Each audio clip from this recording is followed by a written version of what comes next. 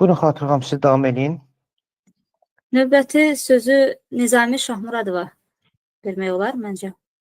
Bəli. Mən görmüşdüm, buradaydı. Nizami bəy, bəli. Bu xeyir olsun Abid bəy, Xatirə Hər xanım. vaxt. Sizin simanızda bütün Xalq Parlamentinin üzvlərinin hamısını salamlayıram. Bayramlarını təbrik edirəm. Neçə biləklərə çıxasınız. Düşərli olsun inşallah bu il, yeni ilimiz. Siz xalqımız üçün nə arzuluyursunuzsa, biz də o arzuları qoşuluruq. Allah işimizi avan eləsin. Ben de bir seçen adam kimi baktım, görürəm sizləri. Çok sevinirəm ki, burada iştirak edənlərin içində mənim səs verdiyim insanlar da iştirak edirlər. Onların hamısına uğurlar arzulayıram. Çox çətin bir işdir. Bu sistemi yaradı, bu xalq hərəkatını beləncə yaratmanı çox böyük işlər görmüşsünüz. Ona görə mən sizə minnətdaram, izləyirik. Bu işdə sizə uğurlar arzulayırıq. Oyun olsun ki, səsiniz Avropa Parlamentindən gəlsin. Avropa Parlamentində iştirak edəsiniz. Bu xalq parlamenti adından. İnşallah. Əsasən mən buraya qoşulmağımın əsas səbəbindəndir ki, hal-hazırda Amonçularımızdan, Amonçu deyəndə biraz açıqlıq verir ki, xüsusi təyinatlı polis dəstəsidir. Amma köynədən ki, adını biz elə Amon demişik, bütün xalqımız hamısı Amon kimi tanıyırlar. O görə hal-hazırda 95-ci il mart hadisəsi ilə əlaqədar olaraq hal-hazırda bizdə 3 nəfər ömürlükdədir. Onlara birinci güllələnmə verilmişdi. Sonra Azərbaycan Avropa Parlamentinə qəbul olanda onların əsas səbəblərindən biri o idi ki, güllələnmə yığışılsın. Ona görə bizim o güllələnmə alan 3 nəfərimiz ömürlüklə əvəz olundu, amma onların məhkəməsi keçirilmədi. Bugünkü günə qədər də məhkəmələri keçirilməyib onların. Onlara elə qiyabı güllələnməni dəyişib ömürlük yatırlar oldular. 29-cu ildə, 30-cu ilə keçdi. Yəni, həmin o 3 nəfərin adlarını boyaları İsa bəy də çəkdi. Mənim də borcum da bir Amonun komandiri kimi onların adlarını çəkeyim. Birincisi kapitan Əmir Aslanov Elçin Səmədoğludur. İkincisi Poladov Səfa Alimoğludur. Üçüncüsü isə Kazımov Arif Nəsiroğludur. Allah onların qapılarını açsın. Onların durumları ən əsası onu deyim ki, Elçin Əmir Aslanovun sol istiqamətdə başının yarısı plasmasdır. Güllə yarasından sonradır. O, bugünkü günə qədər o cür yatır. Yarıcan da olsa, bu neçə ildən də ailəsindən aralı olub, evlatları, onun 2 evladı var, Allah saxlasın, qızı, oğlu. Onlar demək olar ki, atasız böyüdülər.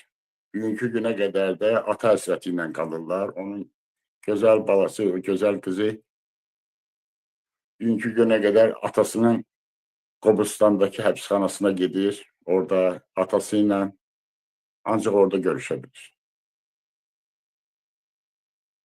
Bizim başımıza gələn hadisədə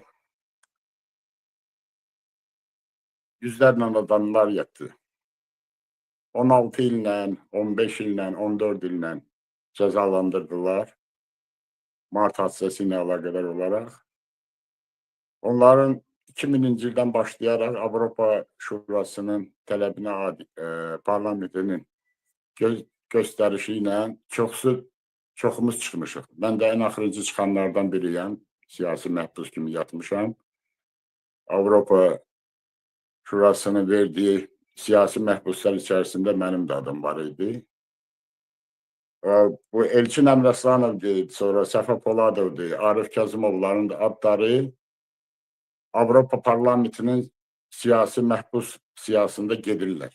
Amma ona baxmayaraq, bugünkü günə qədər onları azad eləmirlər. Burada hələ bir o Elçingilə hələ bir süni yaradırlar, əfə salmırlar.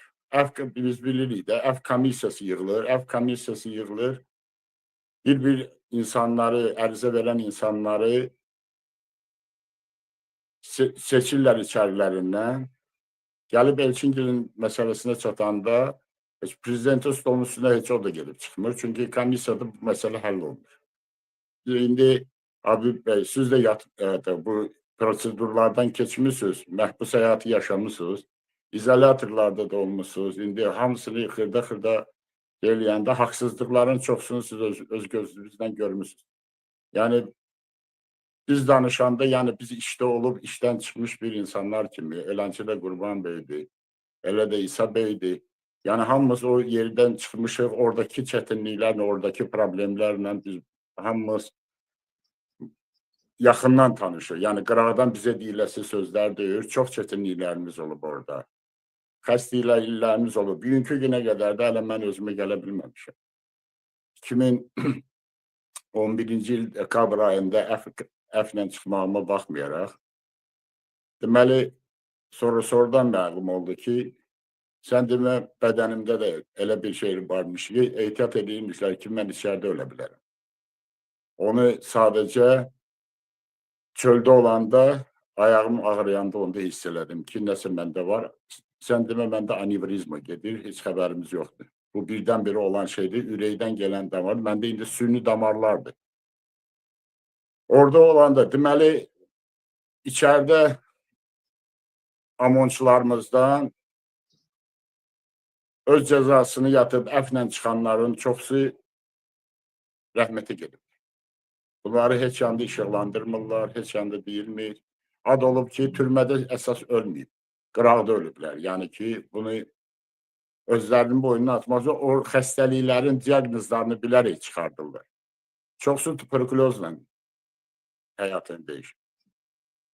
Türmə həyatından çıxandan sonra, bir ildən sonra çox insanlar bizdə ürəkdən, bəziləri havalanma ilə gedir, beyində havalanma oldu, dəli stepinə getirdilər, dəlixanaya düşdülər. Yəni, beləncə insanlarımız oldu. O təzyiqlərə dözə bilmədilər. Dəhşət təzyiqlər gedir. İnsanın boynuna qoymaq üçün, mən indi Tərtər hadisəsini də izləyirəm sizin kanallardan, baxıram. Bunların hamısını biz keçmişik, yəni ki, biz bilirik orada nə baş verir. O ağır, Allah o içərdə olanları, sonra rəhmətə gedənlər, valideynlər, buradan baş sağlığı verirəm Tərtər hadisəsində həlak olanlara. Eləncə də bizim bu mart hadisəsi 1-2 gündür keçirdi. 17-sində bizim axırıncı günümüz idi. Rövşən Cavadov ölən vaxtı. Ona görə sizin kanaldan da bu parlamentdən istifadə edərək bütün amonçularımıza, kimlər ki şəhid olublar, onlara Allahdan rəhmət diləyirəm. Onların valideynlərinə, həyat yoldaşlarına, balalarına baş sağlığı verirəm. Elə cavanlarımız gedib oradakı heç ailə də qurmamışdılar onlar. Şəhərlərində var idi. Əskəridən gəldilər, müharibəyə getdilər, müharibədən çıxdılar. Axırda ali təhsil ala bilmədilər, sənətə sahib ola bilmədilər. Müharibədən sonra bu mart hadisəsindən sonra da ki, hamısı getdi, düşdü zindana. Zindandan çıxandan sonra da hal-hazırda çoxsu işləməyə qoymurlar, heç bir işə girə bilmirlər. Bəziləri valideynlərinin pensiyaları ilə dolanırlar. O 50 maddi ki, hər adama da verilmir. Bir elə mən özüm içərisində olmağına, yəni bu fakt olundu. Mən onun üstündə məhkəməyə də müraciət elədim. Qanunsuzluq deyirik. Biz bu qanunlardan ki danışırıq. Bu qanunlardan mən sizə deyim ki, mənim başıma gələni deyim ki, 2013-cü ildə mən müraciət elədim məktubla Daxili İşlər Nazirliyinin kadrlar idarəsinə ki, xahiş edirəm mənim Qarabağda döyüşməyim haqqında mənə məktub cavab verəsiniz ki, hansı döyüşlərdə, hansı əməliyyatlara görə nə almışam, bu mükafatlarımı yazsınlar. 2013-cü ildə cavab gəldi, bütün əməliyyatlar hamısı yazıldı, nələr qazanmışam, onların hamısı yazılmışdı. Mən məktubu verdim ki, mənə Veteranskini Daxili İşlər Nazirliyinə verdim ki, mənim Veteranskimi təsdiq eləsinlər. Ki, 50 manat çox böyük pul da olmasa, amma işləməyə məni qoymurlar. Heç olmasa dedim, Veteranski 50 manat olsa, bir evin kişisi kimi evi 50 manat da bir qan pulumu getirim də evin içərisinə. Onunla mənim ərizəmə qol çəkmədilər. Qol çəkmədilər. Mən bunları verdim məhkəməyə. Məhkəməyə verdim. Məhkəmədə Əliyeva Sevinç xanımı idi. Uzatdılar. Məktub gəldi Daxili İşlər Nazirliyindən ki, arxiv materiallarda sizin döyüşməyiniz haqqında heç bir məlumat yoxdur. Həmin kadrlar idarəsinin, həmin o şöbə ki, hansı ki birinci kərə vermişdi mənə bütün mükafatlarımı, həmin blankda, həmin şeydə piçat üstündə verdilər ki, heç bir haqqımızda, heç bir döyüşməyimiz haqqında heç bir məlumat yoxdur. Saxta yolla hələ bir getirdilər bizimlə. Hakim qayıtdı ki, mənə göstəriş veriblər. Nizamən, mən verə bilməyəcəm şey.